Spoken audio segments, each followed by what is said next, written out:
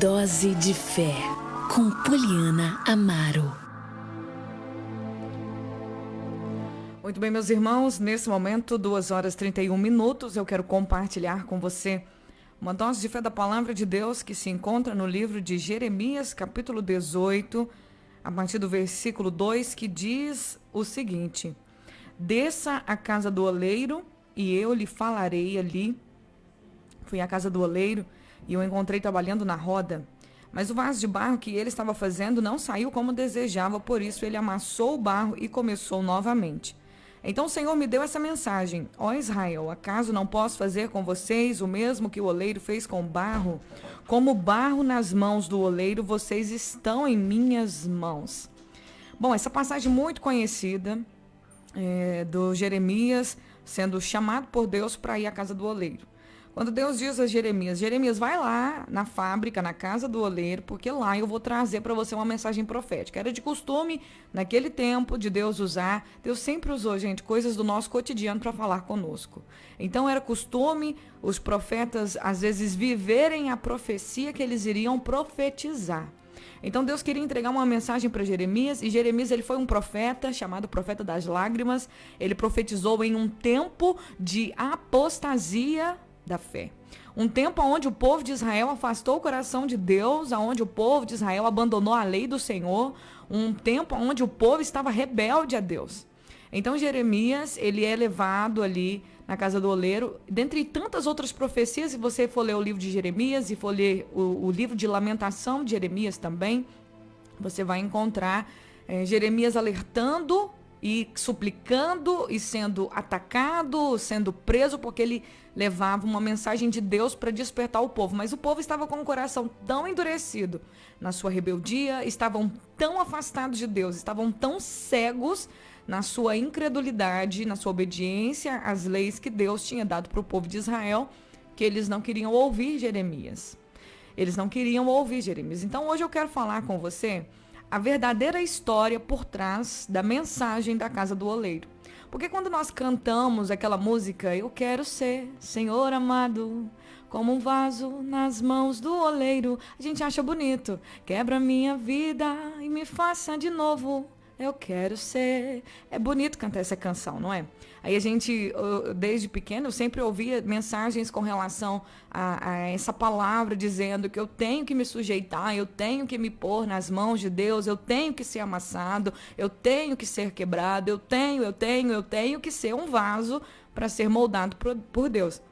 Mas um dia desses eu fui ministrar numa igreja e o tema era esse tema, e eu fui meditar nessa palavra, e eu fui ler o contexto, e fui ler o texto, e eu gosto muito de ler as escrituras, não só o texto, mas eu gosto de entender o contexto, a história, por que essa mensagem, por que essa comparação, o que estava acontecendo. E eu descobri na palavra de Deus que todas as vezes que Deus fala de barro na mão do oleiro, o que é o barro? Lá em Romanos, o apóstolo Paulo vai dizer também: o que é o barro? O que é o barro na mão do oleiro? Acaso o barro pode dizer alguma coisa? Ele pode questionar a Deus? Quem é tu, homem, para questionar a Deus? Acaso o barro, ele pode dizer: o que o Senhor está fazendo, Deus? O que o Senhor está fazendo? O que o Senhor está fazendo?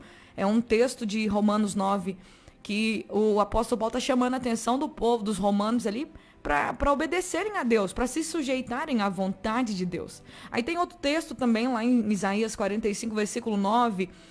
Por acaso não poderei eu fazer de vocês como fez este modesto oleiro com a sua obra de barro? Indaga o Senhor: eis que como barro na mão do oleiro, assim são vocês na minha mão. É uma outra palavra que Deus está chamando o povo para obediência. É uma palavra direcionada para rebeldia. É uma palavra direcionada para pessoas que não querem obedecer, que estão se afastando da fé, que estão abandonando a fé da palavra de Deus. A palavra de Deus é o nosso manual, gente. Do Senhor é a terra, a sua plenitude, o mundo e tudo que habita, tudo que está nessa terra e neste mundo pertence a Deus. Todas as pessoas, nós somos propriedade de Deus, propriedade exclusiva. Mas Ele deu domínio para a gente sobre a terra. Ele nos deu direito de posse, Ele nos deu domínio sobre as coisas da terra. Domínio que com o pecado a gente acabou entregando nas mãos do inimigo. Mas Jesus veio como homem para reassumir, tomar esse poder de novo, novamente, entregar para os homens, entregar para os filhos de Deus, essa autoridade. Por isso Jesus diz, todo poder me dado nos céus e na terra. Sobre esse poder, vocês vão fazer a minha obra, vocês vão libertar cativos, vocês vão curar enfermos, vocês vão fazer a obra de Deus. E a palavra de Deus, ela é o nosso manual, ela é a lei, né? Deus fez questão de escrever os principais mandamentos ali, os 10 mandamentos, com o próprio dedo dele nas tábuas de pedra para Moisés. Só que hoje ele diz que o mandamento dele, a lei dele, não deve estar nas tábuas de pedra, deve estar nas tábuas de carne, que é o nosso coração. Hoje não é na palavra, na boca, não é no papel que a lei de Deus deve estar. A lei de Deus tem que estar gravada na nossa mente.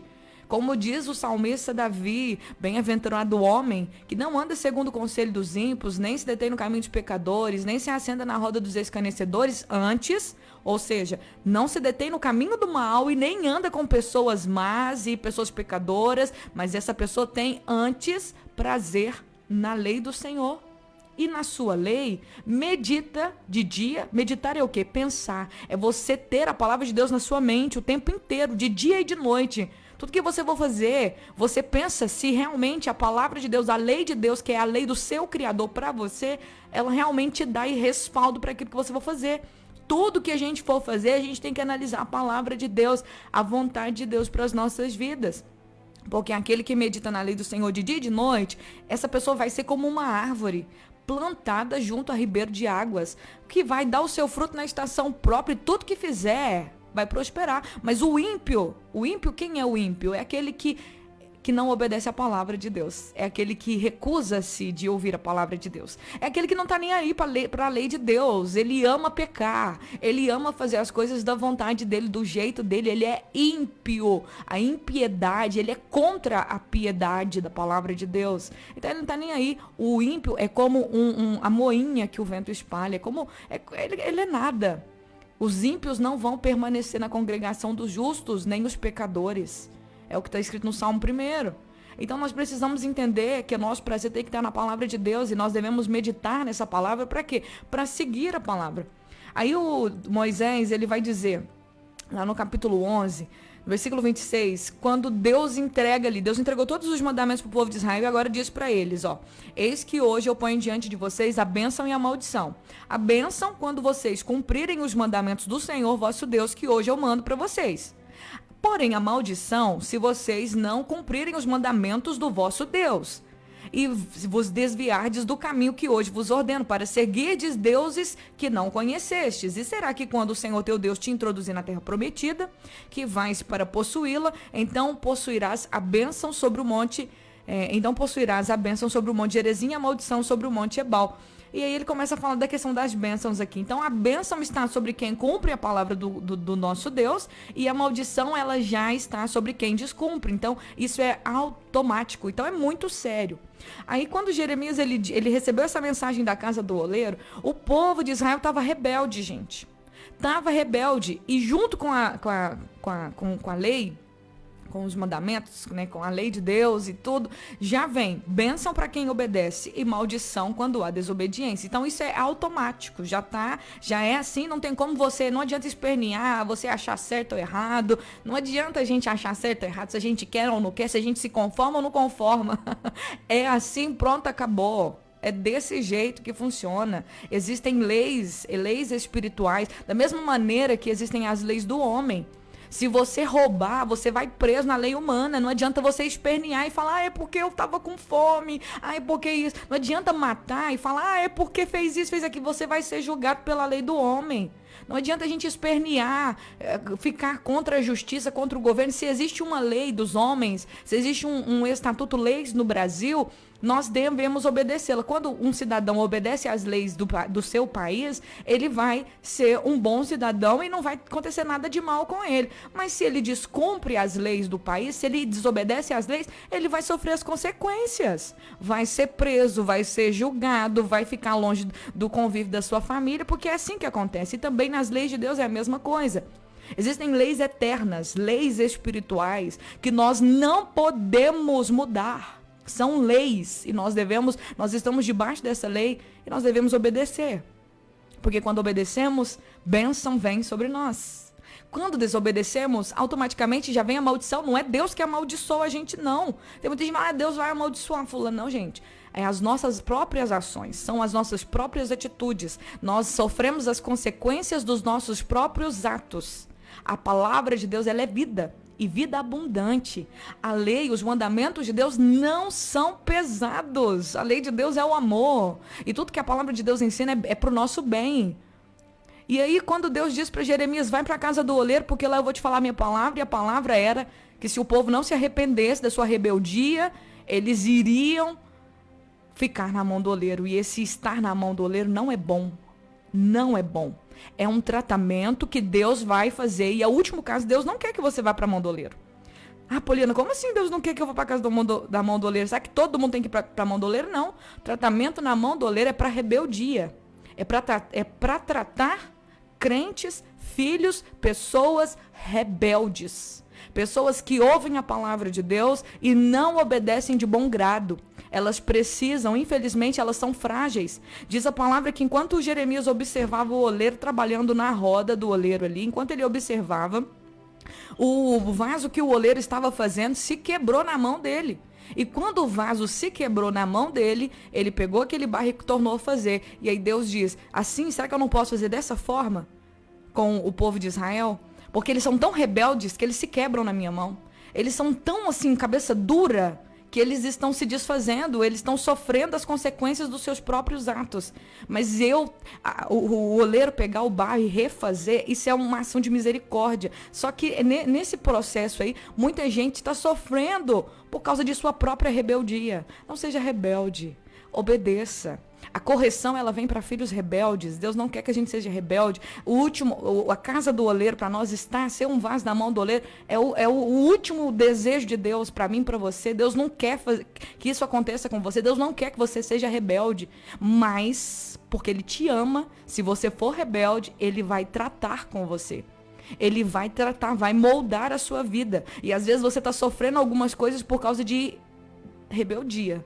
Rebeldia à palavra de Deus, rebeldia e desobediência à palavra de Deus. Deus não quer que você seja assim. Vamos buscar e pedir a Deus para que Ele nos dê um coração obediente. Como diz o salmista Davi, cria em mim, ó Deus, um coração puro, renova dentro de mim um espírito reto, me dá um coração para seguir a tua lei, me ensina os teus caminhos, me ensina a tua palavra, porque eu a obedecerei, Senhor. Me ensina, porque se o Senhor me ensinar, eu vou obedecer. Me ajuda, tira de mim esse coração rebelde. Tira de mim essa rebeldia, porque eu quero viver as bênçãos que estão prometidas para aqueles que obedecerem a tua palavra. E a bênção é muito maior que maldição. A bênção é abundante e nós já estamos abençoados com toda sorte de bênçãos. Você crê nisso? Você entende isso? Que a vontade de Deus para você é que você seja um filho obediente. Mas a casa do oleiro é para aqueles que se rebelam, é para o rebelde, para aquele que não quer obedecer. Que Deus nos livre, que Deus nos guarde. Mas se Deus permitir você ir para a casa do oleiro, é porque Ele ama você e quer quebrar essa rebeldia.